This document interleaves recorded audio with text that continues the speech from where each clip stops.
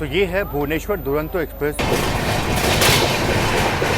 ये दरभंगा क्लोन है, इसको ओवरटेक किया हमने। बाकी देखो स्लीपर क्लास में कुछ ऐसी व्यवस्था जो है वो होती है। और आगे देखो ये हमने ओपन कर दिया लंच। और बाकी वो देखो ऐसी रोटियाँ जो वो मिल जाती है, जैसे इवनिंग टी जो है वो सब हुआ है। और फाइनली यहाँ पे महाबोधि को ओवरटेक कर रहे हैं हम।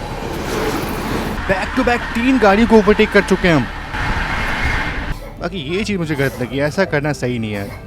और ये रही अपनी महाबोधि एक्सप्रेस। हाँ भैया, हाँ बिल्कुल, देखो तो ये ट्राई कर लेता हूँ पहले मैं। तो बिल्कुल 8:40 पे हमने प्रयागराज को स्किप किया है। क्या नज़ारा है ये। हम तो सोच रहे थे कि भैया कहाँ 1.5 घंटे पहुँचने वाले थे, पर ये ट्रेन एक्स्ट्रा मतलब उस 1.5 घंटे के ऊपर भी 2 घंटे और ले ली। कुछ तो दिक्कत थी, इस कारण से अपनी ट्रेन यहाँ पे लेट पहुँची है।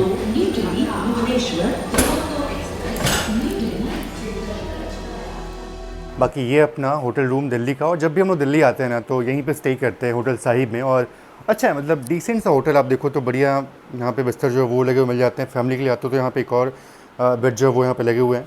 एक मिनी फ्रिज है और साफ़ सुथरा वॉशरूम जो है वो मिल जाता है यहाँ पे। तो डिसेंट होटल है ये। आप देखो यहाँ पे आपको सब कुछ यहाँ इन्फॉर्मेशन सारी मिल जाएगी। बाकी मैं आपको नीचे दे दूँगा कॉन्टैक्ट नंबर। और होटल जो है वो बढ़िया है, बिल्कुल स्टेशन से 5 मिनट के वॉकिंग पे है। जब भी हमको ट्रेन पकड़नी होती है तो मोस्टली हम यहीं आके रुकते हैं और यहाँ से स्टेशन जाकर के ट्रेन जो है वो पकड़ते हैं। तो बिल्कुल अपनी ट्रेन 12:35 की है, तो आराम से यहाँ पे 12 बजे से निकलेंगे हम और वहाँ 5 मिनट पहुँच जाएंगे। उसके बाद से शूट जो है वो करेंगे। तो ये सामने से आ रही है अपनी भुवनेश्वर दुरंतो एक्सप्रेस, जो कि वीकली ट्रेन है, सिर्फ वीक में एक बार चलती है ट्रेन ये। तो काफ़ी टाइम बाद किसी दुरंतो एक्सप्रेस के स्लीपर क्लास में ट्रैवल करने वाले हैं। एक्साइटमेंट है, लेकिन ये देखना भी होगा कि ये ट्रेन कैसी होती है।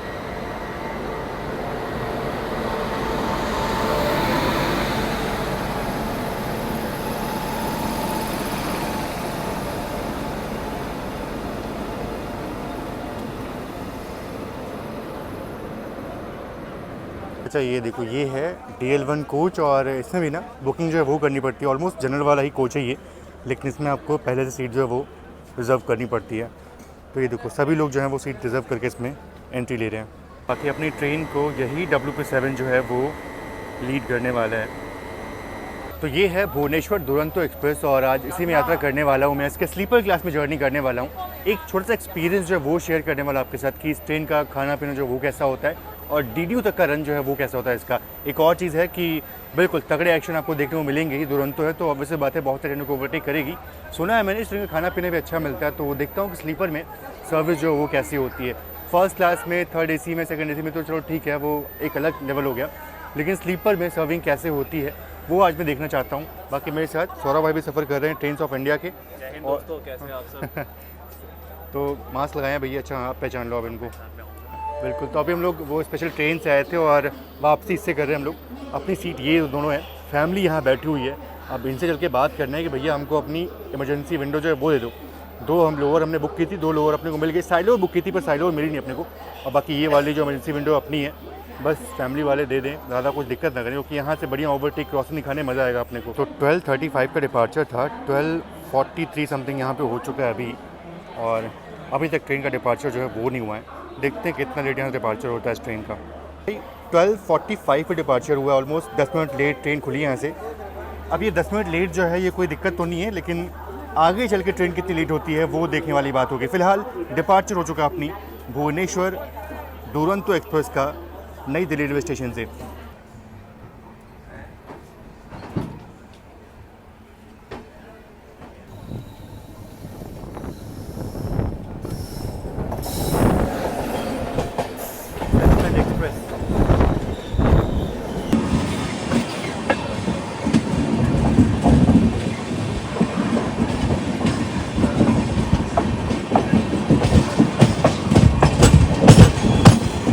और ये यमुना ब्रिज पे पटना वाली अमृत भारत क्रॉसिंग हो रही है अपनी।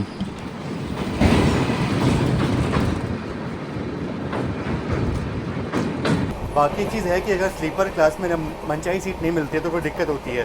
पूरी फैमिली जो वो बैठी हुई वहाँ पे, तो शूट करने में दिक्कत जो है वो होती है। अदरवाइज़ अगर देखा जाए तो हाँ, अभी जैसे हम लोग आए थे स्पेशल ट्रेन में ना, उसमें मज़ा आ गया था। लेकिन ये जो स्लीपर है ये काफ़ी कंजस्टेड है। और एक बात करो ट्रेन की ना, तो ट्रेन की हालत भी उतनी बढ़िया लग नहीं रही है मेरे को। वॉशरूम थोड़े से स्टिंकी हैं और पूरा बायो टॉयलेट जो है ना ऊपर, आप मैंने दिखा नहीं सकता। और बस अभी कुछ ही देर में ट्रेन गाज़ियाबाद पहुँचने वाली है।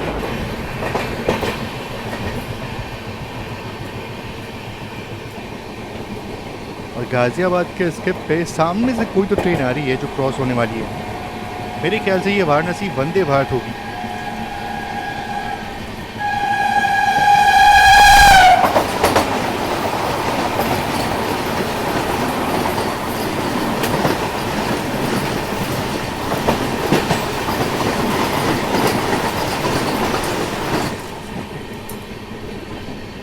बाकी यहाँ से मेरठ और बरेली की लाइन जो है वो अलग हो जाती है और हमारी ट्रेन सीधा निकल चुकी है कानपुर की तरफ।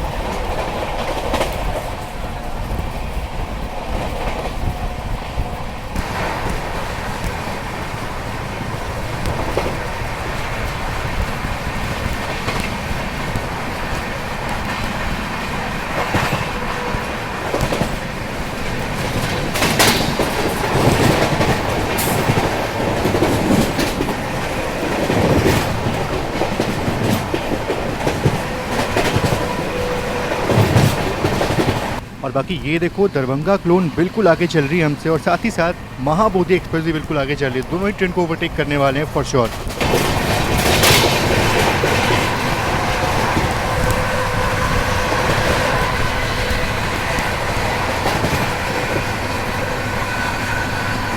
तो खुर्जा जंक्शन से निकलते ही यहाँ पे दरभंगा क्लोन को ओवरटेक कर रहे हैं हम।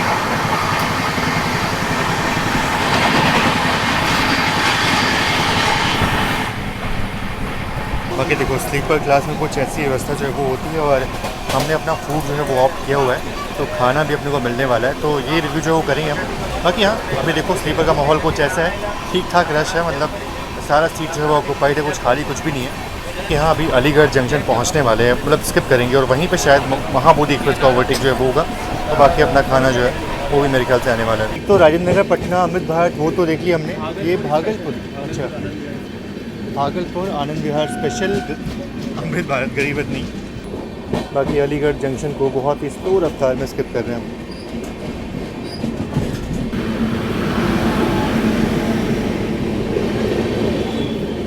बाकी यहाँ पे मोस्टली महाबोधि एक्सप्रेस को ओवरटेक करने वाले थे हम, पर ट्रेन निकल चुकी है। वो अब देखते हैं आगे कहाँ ओवरटेक होता है उसका। फ़िलहाल अलीगढ़ जंक्शन रेलवे स्टेशन को स्किप करेंगे हम, यहाँ हॉल्ट नहीं अपना।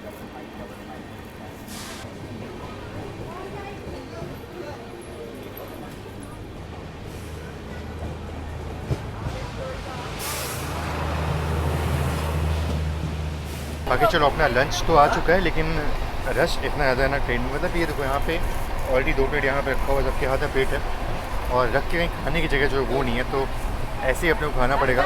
साइड में होती तो अच्छा होता, बट यहाँ पे ना दिक्कत ज़रूर से होती। आगे देखो ये हमने ओपन कर दिया लंच, और क्या क्या मिलता है इसमें। राइस मिल जाता है, जीरा राइस, नॉर्मली जीरा और राइस जो है वो उसका कॉम्बिनेशन है।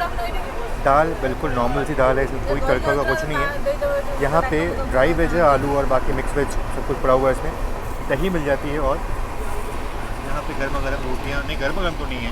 और बाकी वो देखो ऐसी रोटियाँ जो वो मिल जाती है, और ड्राई वेज जो है वो ट्राई करना सबसे पहले मैं। ड्राई वेज का टेस्ट अच्छा है, बढ़िया लगा मेरे को। बस प्रॉब्लम ये है कि बिल्कुल ठंडा है, मतलब एकदम ठंडा है ना। क्या चलेगा आपको? टेस्ट अच्छा है, अभी तक दाल मैंने टेस्ट नहीं करी, बट मिक्स वेज अच्छी है, अच्छी लगी मेरे को, अच्छी लगी। टेस्ट अच्छा है बट ठंडा है। और इनफैक्ट रोटियाँ भी काफ़ी बढ़िया हैं, मतलब जली कटी नहीं है, बिल्कुल सॉफ्ट और बढ़िया रोटियाँ मिली हैं। तो उम्मीद नहीं थी कि ऐसी रोटियाँ जो है वो स्लीपर क्लास में मिलेगा, तो अच्छा लगा मुझे देखकर, अच्छा लग रहा है। मतलब रोटी काफ़ी बढ़िया लगा मुझे, इम्प्रेसिव है। अब लग गया तो दाल भी ट्राई कर लेते हैं, तो कुछ ऐसे रिव्यू करना पड़ रहा है क्योंकि जगह कम है यहाँ पे। बिल्कुल सिंपल जैसे गाँव में मिलती है ना, बिल्कुल वो बिना तड़के वाली दाल, वैसा ही टेस्ट है, और अच्छा टेस्ट है, बुरा नहीं बोलूँगा उसको मैं। अच्छा प्रॉपर दाल है इसमें, हल्दी वल्दी अच्छे से पड़ी हुई है, तो अच्छा टेस्ट है, बड़ी अच्छा लगा मेरे को। और बात करें खाने के रिव्यू की, तो आप देखो प्लेट पूरी खाली चुकी है, कुछ बचा नहीं इसमें, तो इससे आप अंदाज़ा लगा सकते हो कि खाना जो कितना बढ़िया था ट्रेन का। वाकई बहुत अच्छा लगा मेरे को। सौरभ भाई आपको भी अच्छा लगा? बहुत अच्छा था, मतलब बस एक चीज़ की कमी थी, जो खाना थोड़ा गर्म होता ठंडा था, हाँ, हीटेड रहता तो बहुत मज़ा आ जाता। टेस्ट वाइज बहुत अच्छा था, टेस्ट वाकई वाइज में 10 आउट ऑफ 10। अगर आप इस ट्रेन में ट्रैवल कर रहे हो या इसकी जो रेक शेयरिंग वाली गाड़ी उसमें ट्रैवल कर रहे हो तो खाना आपको इसमें अच्छा मिलने वाला है। ये तो मुझे अच्छा लगा कि इसमें कोई कंप्लेन करने का कुछ नहीं है, सिर्फ ठंडा था खाना बस, वही, बाकी और कुछ नहीं। खाना बहुत ही बढ़िया लगा मुझे।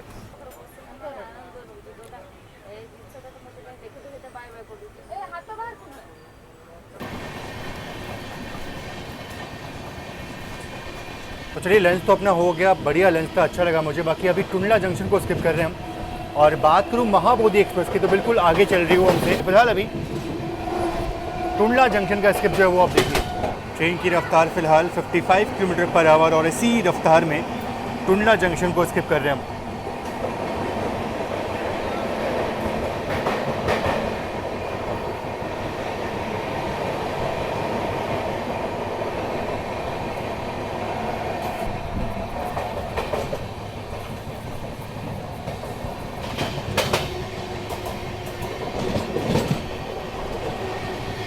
तो अभी अपनी ट्रेन को जो गया स्पेशल फेयर है और महाबोधि एक्सप्रेस है, ये दोनों ही ट्रोल कर रही हैं, जिस कारण से अपनी ट्रेन जो है वो थोड़ा सा स्लो चल रही है, और मुमकिन है कि गया स्पेशल को हम ओवरटेक कर लें, लेकिन महाबोधि को शायद से हम ओवरटेक ना कर पाएँ फिलहाल अभी। तो यहाँ पे गया स्पेशल फेयर को ओवरटेक कर रहे हैं हम।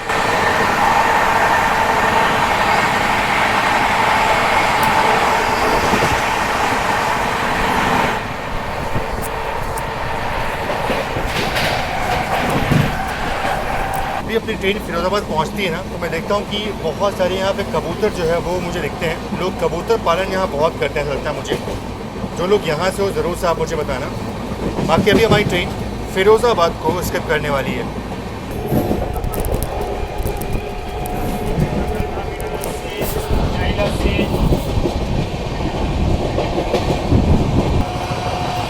और मेरे ख्याल से ये महाबोधि एक्सप्रेस है, इसको ओवरटेक कर रहे हैं यहाँ पे हम।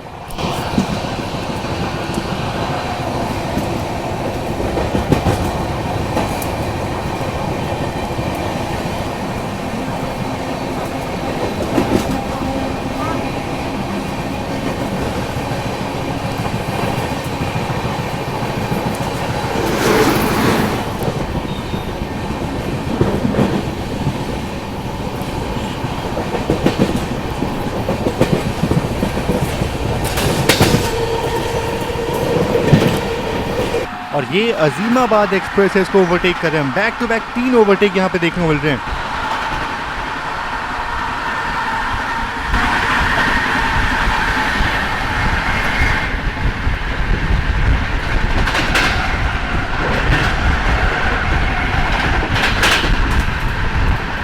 देखो भाई, शिकोहाबाद को बहुत ही स्लो रफ्तार में स्किप करें, क्योंकि यहाँ पे कुछ काम जो है वो चल रहा है। ये ट्रेन ना बैक टू बैक गाड़ियों को ओवरटेक कर रही है। अभी तक 3 ट्रेनों को इसने ओवरटेक कर लिया है, और यहाँ भी कोई तो ट्रेन खड़ी है, मुझे लग रहा है कोई उत्कृष्ट ट्रेक्स वाली ICF जो है वो खड़ी है यहाँ पे। तो यहाँ भी एक ओवरटेक शायद देखने को मिलेगा। वैसे लग थोड़ी कोई पैसेंजर ट्रेन ही होगी, इसको यहाँ पे ओवरटेक कर रहे हैं हम, तो कुछ खास नहीं है। पैसेंजर ये कोई पैसेंजर ट्रेन है कासगंज वाली, इसलिए इसका ओवरटेक यहाँ पे हो रहा है। बाकी शिकोहाबाद का स्किप इतना स्लो होता नहीं नॉर्मली, अच्छी खासी रफ्तार में स्किप होता है, पर कॉशन है इसलिए स्लो रफ्तार में हम स्किप कर रहे हैं। और ये देखो आप, कितना पुराना स्ट्रक्चर होगा ये।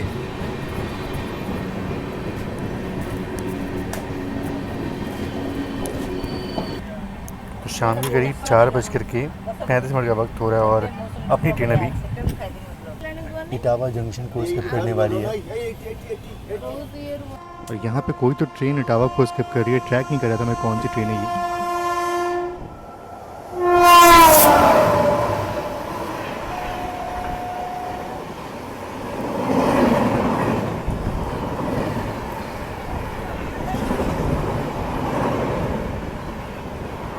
सीमांचल एक्सप्रेस।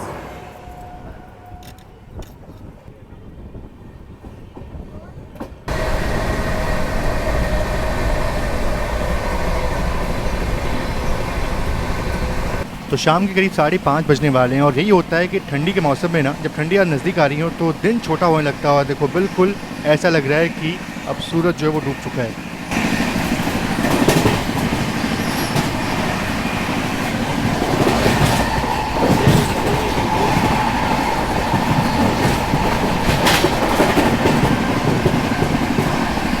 शाम के करीब 5:30 बजे जो इवनिंग टी है वो यहाँ पे सर्व हो रहा है। जैसे इवनिंग टी जो है वो सर्व हुआ है, सिर्फ एक कचौरी और ये केचप जो है वो मिला है इसमें, और कुछ ऐसा प्लेट जो वो मिलता है। नॉर्मली ऐसा प्लेट होता नहीं है, पर अब पता नहीं ये स्लीपर क्लास शायद इसलिए ये वाली प्लेट जो है वो यहाँ दी गई है। तो शाम के 5:50 का वक्त हो रहा है और अभी भी ट्रेन अपनी कानपुर सेंट्रल पहुँची नहीं है। वैसे वहाँ पहुँचने का सही समय था, वो 5:35 का था।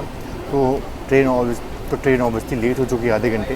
बाकी देखते हैं ट्रेन वहाँ कब तक पहुँचती है। नहीं ज़्यादा चाय रहने दो, मैं गर्म पानी जो है वो लूँगा नहीं है, मतलब ठीक है। ये गर्म पानी जो आपको मिल जाता है और इसमें आपको ये क्रीमर जो है वो मिल जाएगा, और बाकी मैंने आपको दिखाई था कि ये कचौरी जो है वो कुछ ऐसे मिल जाती है। तो मुझे ऐसा लगता है कि शायद हम 6:05 या 6:10 तक कानपुर सेंट्रल पहुँचेंगे अराउंड 40 मिनट डिले के साथ। देखते हैं क्या होता है। बाकी हाँ, अब ये है कि बिल्कुल शाम ढल चुकी है, अंधेरा हो चुका है और कुछ ट्रेनों को ओवरटेक होना है, लेकिन अब देखते हैं वो आगे कब तक होता है। एक चीज़ ये भी है कि कानपुर सेंट्रल के बाद सीधा ट्रेन का जो हॉल्ट है वो पंडित दीनदयाल है। ट्रेन प्रयागराज नहीं रुकती है, स्किप करती है प्रयागराज को।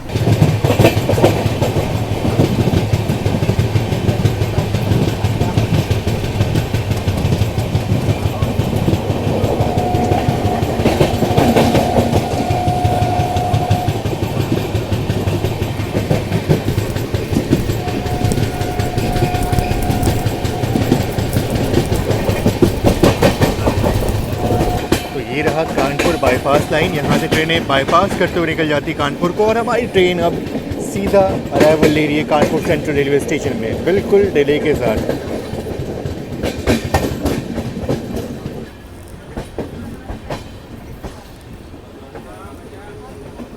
और हमारे साथ किसी और ट्रेन का बिल्कुल पैरेलल में अराइवल हो रहा है भैया। गेस करता हूँ कौन ट्रेन होगी, शायद से महाबोधि हो सकती है या विक्रमशिला भी हो सकती है।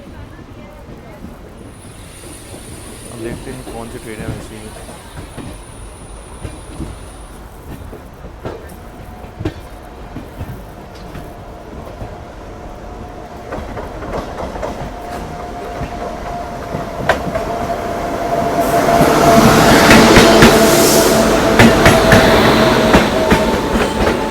बिल्कुल महाबोधि है ये।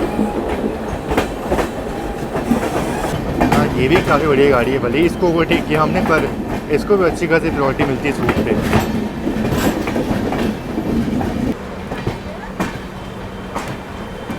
देखो भैया, कोई तो पहचान वाले मिले हैं भैया।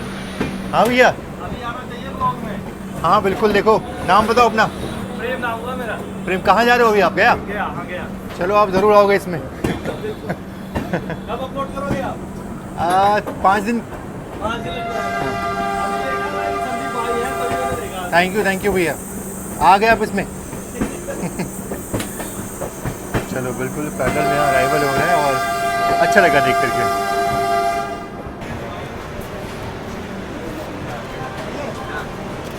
तो वक्त हो चुका है शाम के 8:20 और फाइनली पहुंच चुके हैं कानपुर सेंट्रल रेलवे स्टेशन। और बिल्कुल यहाँ पे ट्रेन जो है वो ऑलमोस्ट देखा जाए तो 45 मिनट लेट पहुँची है। इसका मतलब ये है कि ट्रेन आराम से पंडित दीनदयाल भी लेट पहुँचने वाली है। स्लैक बिल्कुल नहीं है इसको। 4 घंटे का वक्त मिला है यहाँ से पंडित दीनदयाल, और मुझे लगता है कि ये 4 घंटे जो है वो बिल्कुल सही मिला हुआ है। अब इसमें ट्रेन थोड़ा सा भी लेट होती है ना, तो ट्रेन ऑन टाइम तो बिल्कुल नहीं पहुँचने वाली। तो ट्रेन 3 घंटे 20 मिनट में यहाँ से रिड्यूब बिल्कुल नहीं पहुँच सकती, तो लेट तो होगी। बाकी देखते कितनी लेट होती है। और बात करें एक्शन की, तो बहुत सारे कुछ ओवरटेक्स आपको देखने को मिलने वाले हैं। कुछ है चौरा चौरी हो गई, और कुछ फेस्टिवल स्पेशल जो है वो आगे चल रही है, उनका ओवरटेक होगा। तो बहुत सारी ट्रेनों का ओवरटेक जो है वो भी आपको देखने को मिलने वाला है। महाबोधि जिसको हमने ओवरटेक किया था, बिल्कुल वो भी यहाँ पैरेलल में एंट्री ली हमसे, तो समझ जाओ कि वो भी कितनी बढ़िया गाड़ी है इस रूट की। बाकी चीज़ ये है, मैंने आपको बताया था कि इसका हॉल्ट जो है वो प्रयागराज में नहीं है, बिल्कुल नॉन स्टॉप ट्रेन यहाँ चलने वाली है। भैया यहाँ से डीडू के लिए कितना टाइम आपको लगता है दिन, मतलब इसको ले सकती है? इतना टाइम इसको लेगी ही लेगी इतना, तो 4 आवर्स तो मिनिमम है। 4 घंटे मिनिमम, मतलब 350 किलोमीटर है। अगर मतलब बढ़िया एवरेज मेंटेन करके चल रहा है तब भी मिनिमम 4 घंटे तो लगेगा। एंड अगर ऐसा प्रैक्टिकल बात करें तो 4.5 घंटे से ज़्यादा लग जाएंगे हमें जाते जाते। 4.5 घंटे, मतलब आप ये बोलना चाह रहे हो कि हम 11 बजे तक पहुँचेंगे ऑलमोस्ट। हाँ 11 बज जाएगा। ये प्रोसीड का सिग्नल हो चुका है अराउंड 6:27 पे, और डिपार्चर हो तो 6:30 जो है वो तो आराम से हो जाएगा। और ये समोसे भैया ले रहे हैं, और मुझे वो इंसिडेंट याद आ रहा है जो भी हुआ था हाल में। बहुत ही बुरा इंसिडेंट था वो, ऐसा होना नहीं चाहिए था। यहाँ पे वही सीन। खैर चलो, डिपार्चर हो चुका है अपना कानपुर सेंट्रल रेलवे स्टेशन से, और 6:30 ऑलमोस्ट हो चुका है। अब देखते हैं कि प्रयागराज को हम कब स्किप करते हैं, 8:30 या फिर 8:40।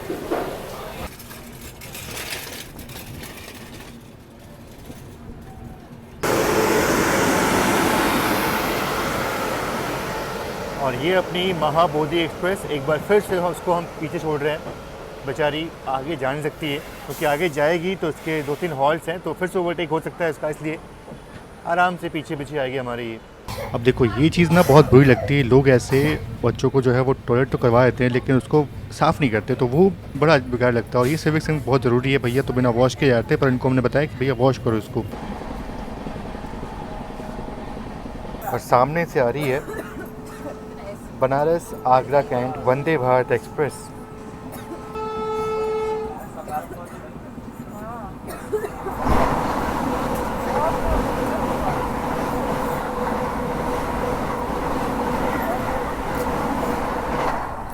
अभी शाम के 7:30 बज रहे हैं, और ट्रेन अभी तो अच्छी चल रही है, लेकिन हाँ इससे पहले ट्रेन क्रॉल कर रही थी। ऑलमोस्ट 1 घंटे में 60 किलोमीटर ट्रेन चली है, और अभी भी काफ़ी डिस्टेंस कवर करना है प्रयागराज पहुंचने के लिए। फिलहाल अभी फतेहपुर का स्किप जो है वो होने वाला है, तो वो देख लेते हैं।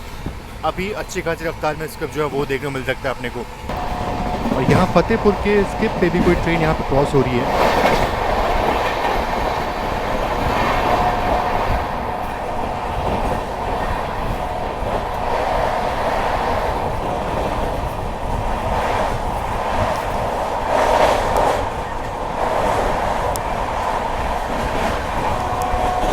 ओह ये क्या था, ये शायद से कोई प्लास्टिक का जोड़ करके आया इसे। कि रात के 8 बज करके ऑलमोस्ट 23 मिनट का वक्त हो रहा है, और अपना डिनर जो है वो सर्व हो गया यहाँ पे। प्रयागराज बस पहुँचने वाले हैं मेरे ख्याल से, अब यहाँ से और 15 मिनट लगने वाले हैं, पर सोच रहे हैं कि उससे पहले डिनर जो है वो हम यहाँ पे रिव्यू करें, ताकि आराम से प्रयागराज का स्किप जो है वो दिखा पाएँ। पता नहीं स्किप करेगी भी कि नहीं, वो देखने वाली बात होगी। क्योंकि इस ट्रेन का लंच तो कमाल का था, अच्छा लगा। अब देखते हैं कि डिनर जो है वो कैसा होता है। सर्व तो हो चुका है, और जल्दी से ओपन करके देखते हैं कि क्या क्या मिलता है। दाल वही वाली लग रही है मेरे को। यहाँ पनीर का आइटम जो वो मिला, पनीर सब्ज़ी मिली है। रोटियाँ अच्छी थी, ये थोड़े पराठे मोटे और कच्चे लगते हैं अपने को, तो डिनर में जो है वो मिल गया अपने को ये आज। और बाकी राइस जो है वो ऑलमोस्ट सेम ही है, दही मिल जाती है, और अचार फिलहाल मिसिंग इसमें से। तो ये चीज़ जो है इसके डिनर में मिल जाती है। बाकी अब देखते हैं, ट्राई करते हैं कि टेस्ट जो है वो कैसा होता है इसका। सबसे पहले ना जो पराठे हैं वो ट्राई करूँगा मैं एक सब्ज़ी के साथ। तो ये पराठे मैं उतना प्रेफर नहीं करता हूँ पनीर, क्योंकि गुणवत्ता कैसी होगी इसका कुछ नहीं होता है, तो ये ट्राई कर लेता हूँ पहले मैं। एक मानसिकता आ गई कि पनीर सब्ज़ी जो है वो रेलवे में खराब ही मिलती है, पर ऐसा है नहीं। अच्छा लगा सब्ज़ी ये मेरे को, और मैं खा सकता हूँ। पराठे थोड़े से मोटे ज़रूर से हैं, पर अच्छी बात ये है कि थोड़े सॉफ्ट हैं, हल्के गर्म हैं, तो अच्छा है, ठीक है, डाइजेस्ट हो जाए, कोई दिक्कत बात नहीं है। ये सब्ज़ी पनीर की काफ़ी अच्छी लगी, और पराठे भी ठीक ठाक लगे, क्योंकि ये सब्ज़ी अच्छी है, पराठे भी ठीक ठाक गर्म है ना। चलो सौरभ भाई को भी अच्छे लगे, मतलब ठीक ठाक खाना है यार, अच्छा खाना अच्छा लगा। अब दाल जो है वो ट्राई कर लेता हूँ। दाल तो बेसिक चीज़ होती है, बस कुछ देर में सूबेदारगंज को हम स्किप करने वाले हैं, उसके बाद प्रयागराज स्किप करेंगे। दाल देखो, दाल थोड़ी सी गाढ़ी, अच्छा ठीक है, गाढ़ी है दाल। अब बात करूँ खाने पीने की इस ट्रेन की, तो अगर आप इस ट्रेन में ट्रैवल कर रहे हो, प्लान कर रहे हो, तो खाना आपको अच्छा मिल जाएगा। स्लीपर में जब अच्छा मिल रहा है तो ऑब्वियस सी बात है हायर क्लास में अच्छा ही मिल जाएगा। तो ओवरऑल मैं खाने से बिल्कुल सेटिस्फाइड हूँ, बिल्कुल संतुष्ट हूँ इस दुरंतो के। तो चलो उसको फिनिश करते हैं, और इसके बाद से जो प्रयागराज का स्क्रिप्ट है वो मैं आपको दिखाता हूँ। अभी जस्ट सूबेदारगंज निकला है, इसके बस 10 मिनट बाद नहीं, सिर्फ 5 मिनट में पहुँचने वाले हम प्रयागराज। वहाँ पर ट्रेन का हॉल्ट नहीं है, ट्रेन स्किप करती है। बहुत ही कम ट्रेनें ऐसी होती हैं जो प्रयागराज को स्किप करती है, उनमें से ये एक ट्रेन है। बाकी आप लोग कमेंट बॉक्स बताओ कि ऐसी और कौन सी ट्रेन है जो प्रयागराज को स्किप करती है, प्रयागराज में उसका हॉल्ट नहीं है। हल्की हल्की बारिश जो है वो शुरू हो गई, मानसून ख़त्म हो गया, पर बारिश जो है वो अभी भी हो रही है।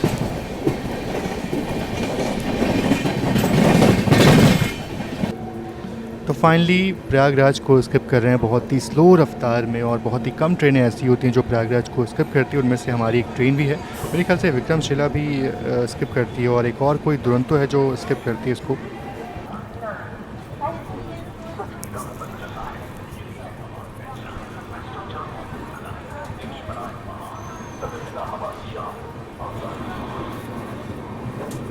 तो बिल्कुल 8:40 पे हमने प्रयागराज को स्किप किया है। तो ऑलमोस्ट देखा जाए तो कानपुर से 2 घंटे 10 मिनट लगे हैं ये डिस्टेंस तय करने में। अब ट्रेन देखते हैं यहाँ से डीडीयू कितने देर में पहुँचाती है।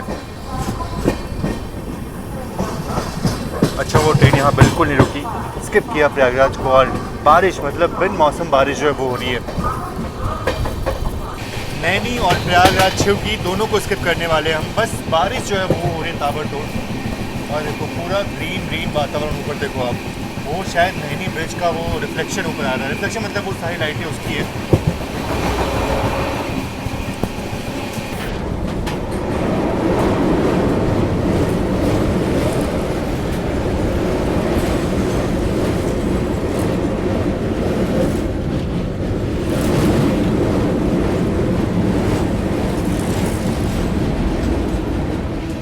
और ये नैनी जंक्शन का स्किप बहुत ही स्लो रफ्तार में स्किप हो रहा है। यहाँ पे कोई ट्रेन है नहीं वैसे जिसको ओवरटेक कर रहे हैं।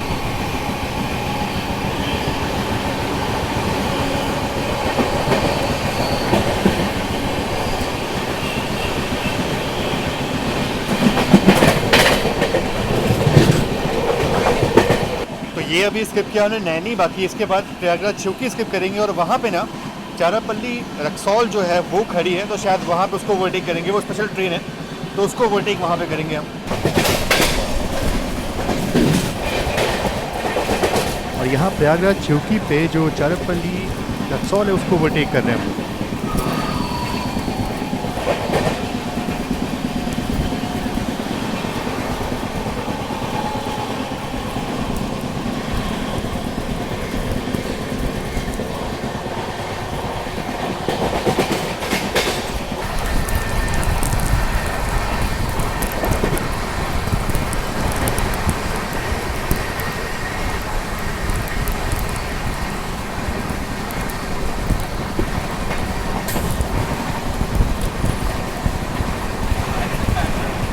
और यहाँ बोलने पे साफ़ सफाई हो रही है। बाकी हाँ, हमारी भी रिस्पॉन्सिबिलिटी बनती है कि हम भी थोड़ा वॉशरूम जो है वो ढंग से यूज़ करें।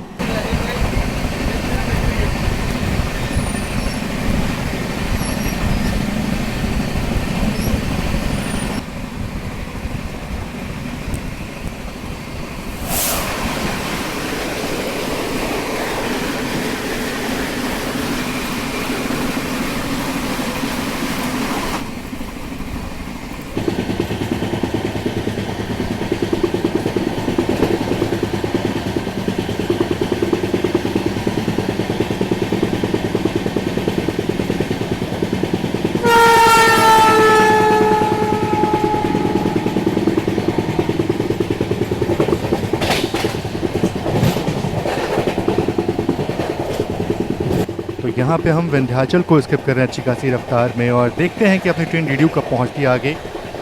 पटना सुपौल चल रही है, उसको ओवरटेक कर पाते कि नहीं वो भी देखने वाली बात होगी।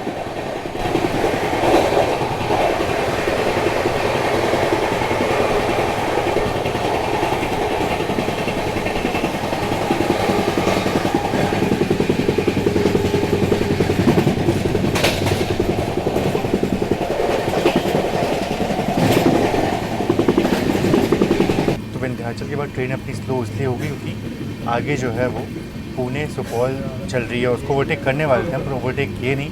वो वहाँ पे खड़ी है और मिर्ज़ापुर में लूप नहीं है, तो वहाँ पे ओवरटेक हो नहीं सकता।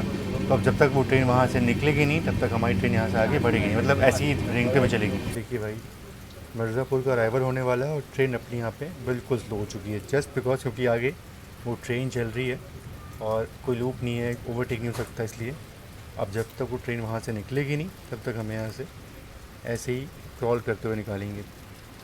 तो यहाँ पे मिर्ज़ापुर को हम स्किप कर रहे हैं और बिल्कुल आगे आगे ना पटना सुपौल चल रही है और एक और स्पेशल ट्रेन वो भी चल रही है, तो उन दोनों को ओवरटेक नहीं कर पा रहे हैं हम। बहुत देर से अपनी ट्रेन ऐसी क्रॉल करते हुए चल रही है। अब देखते हैं अपनी ट्रेन डीडीयू कब तक पहुँचती है।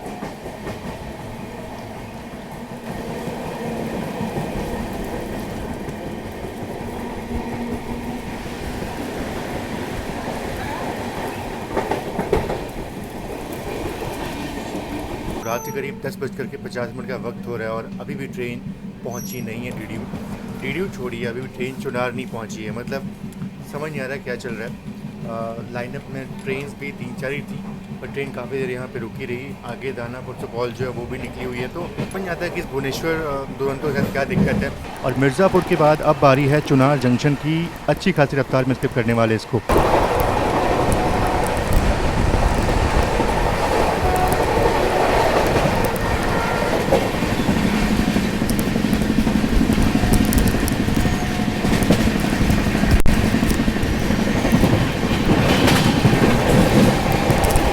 रात के ऑलमोस्ट 12 बजने वाले हैं, सिर्फ 5 मिनट बाकी हैं और फाइनली अराइवल हो रहा है अपना पंडित दीनदयाल उपाध्याय रेलवे स्टेशन पे। काफ़ी लंबे अरसों बाद अराइवल जो है वो हो रहा है अपना। 2 घंटे 14 मिनट की देरी के साथ। हम तो सोच रहे थे कि भैया कहाँ 1.5 घंटे पहुँचने वाले थे, पर ये ट्रेन एक्स्ट्रा, मतलब उस 1.5 घंटे के ऊपर भी 2 घंटे और ले ली।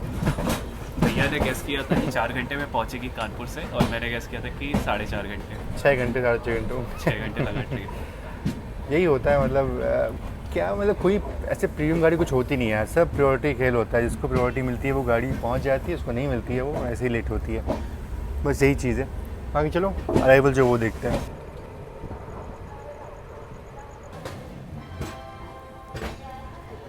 फाइनली अपनी ट्रेन यहाँ पहुँच रही है और बिल्कुल इसको उम्मीद नहीं की थी कि हम यहाँ पे इतना लेट पहुँचेंगे, पर कुछ तो दिक्कत था जिस कारण से अपनी ट्रेन यहाँ पे लेट पहुँच रही है। बाकी चलिए जर्नी यहाँ पे होती है ख़त्म और काफ़ी लेट हो गया यहाँ पे। उम्मीद नहीं की थी कि इतना लेट पहुँचेंगे हम लोग, बट ये थी अपनी दुरंतो एक्सप्रेस। छोटी जर्नी मैंने की थी और इसमें एंड टू एंड जर्नी करने का मन है, कभी और करूँगा और किसी और क्लास में करूँगा, फर्स्ट क्लास में करूँगा मोस्टली। बाकी हाँ, स्लीपर क्लास का एक छोटा सा रिव्यू था और ओवरऑल देखा जाए तो बिल्कुल ठीक गाड़ी अच्छी लगी मुझे। खाने का हमने गाड़ी अच्छी है। बाकी हाँ, अभी आप पंक्चुअलिटी देख लो, नॉर्मली गाड़ी जो है वो लेट ही आती है, ये 1 घंटे लेट यहाँ पहुँचती तो पंक्चुअलिटी इसकी उतनी अच्छी नहीं है ना भैया? मतलब कि हर रन में ऐसा ही रहता है इसका। अच्छा, तो कुछ खास नहीं है, तो ऐसे ही है।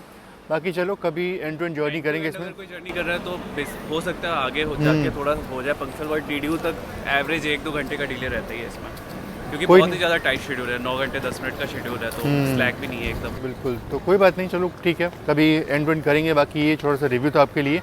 हम लोग गए थे स्पेशल ट्रेन कवर करने, वो कवर करके वापस यहाँ पे ऑलमोस्ट 24 घंटे बाद यहाँ पहुँचे हैं। अब फाइनली यहाँ से हम लोग जाएंगे घर की तरफ और मिलते हैं आपसे नेक्स्ट ब्लॉग में। तब तक सभी का बहुत बहुत धन्यवाद। जय Hind and God bless you all.